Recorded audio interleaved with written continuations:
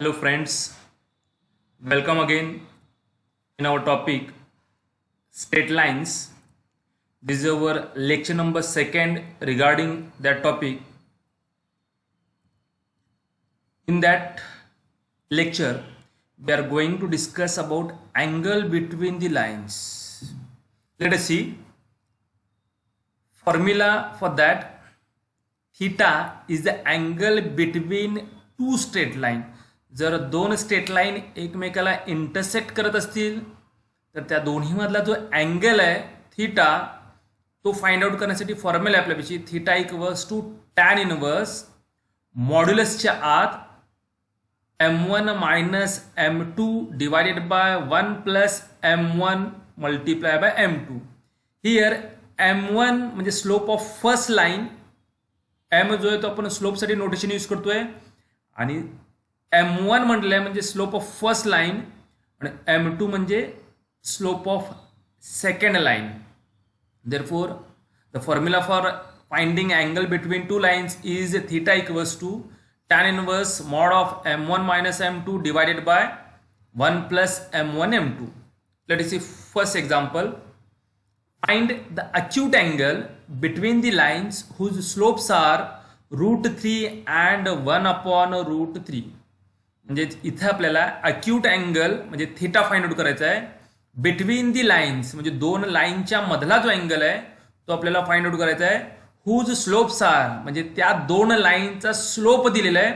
म्हणजे पहिल्या लाईनचा जो स्लोप दिलेला आहे रूट 3 त्याला आपण स्लोपला नोटेशन m म्हणतोय, पण फर्स्ट लाईन आहे त्यामुळे m1 म्हटलंय. m1 ची व्हॅल्यू रूट 3 दिलेली आहे आणि सेकंड लाईनचा स्लोप m2 म्हणतोय ती जे व्हॅल्यू 1 अपॉन रूट 3 दिलेली आहे. म्हणजे इथं आपल्याला m1 आणि m2 दिलेलं आहे. असं असेल तर angle between the lines by this formula आपल्याला फाइंड आउट करायचं आहे. Therefore, theta equals to tan inverse mod of m1 minus m2 divided by 1 plus m1 into m2. इथं आपल्याला m1 ची व्हॅल्यू रूट 3 आणि m2 ची व्हॅल्यू 1 अपॉन रूट 3 दिलेली आहे. m1 च्या ऐवजी रूट 3 पुटअप केला फॉर्म्युल्यात आणि m2 च्या ऐवजी 1 अपॉन रूट 3 पुटअप केला. Therefore, theta equals to tan inverse मॉडच्या आतील व्हॅल्यू या ज्या आहेत त्या सिम्प्लिफाय केल्या तर येणारा जो आन्सर आहे तो 1 अपॉन रूट 3 असणार आहे. मॉड यासाठी पुटअप करतोय कारण येणारा आन्सर हा नेहमी प्लस पाहिजे. मायनस जरी असेल तर तो प्लस करून घ्यायचा, त्यामुळे मॉड पुटअप केलं आहे. Therefore tan inverse 1 upon root 3 ही जी व्हॅल्यू आहे 30 डिग्री आहे, पण लिहिताना आपण पाय बाय 6 रेडियनच्या फॉर्ममध्ये लिहितोय. पाय म्हणजे 180 डिवायडेड बाय 6 येणारा आन्सर जो आहे 30 डिग्री आहे म्हणजेच पाय बाय 6. म्हणजेच दिलेल्या दोन लाईनचा जो स्लोप रूट 3 आणि 1 अपॉन रूट 3 होता आणि त्या दोन लाईनच्या मधला जो अँगल आहे तो थीटा म्हणजेच पाय बाय 6 आहे. Late us see another example.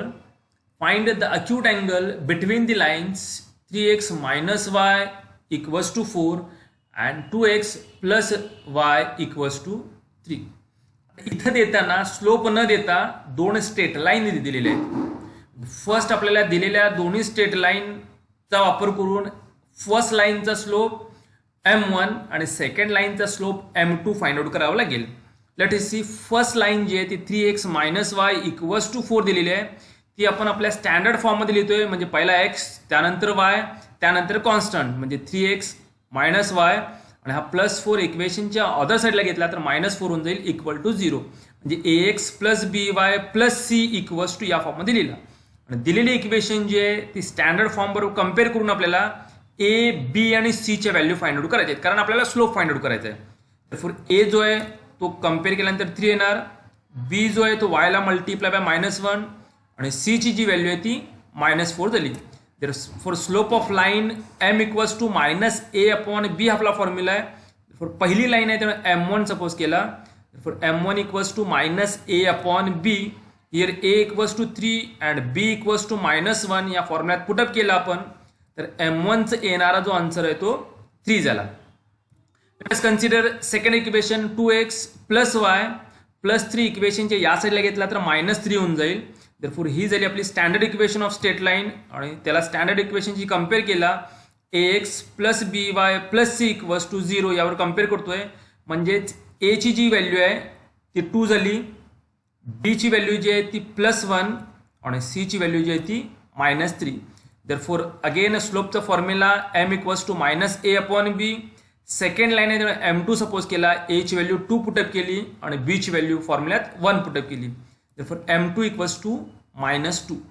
Therefore angle between the lines is theta equals to tan inverse mod of m1 minus m2 divided by 1 plus m1 into m2.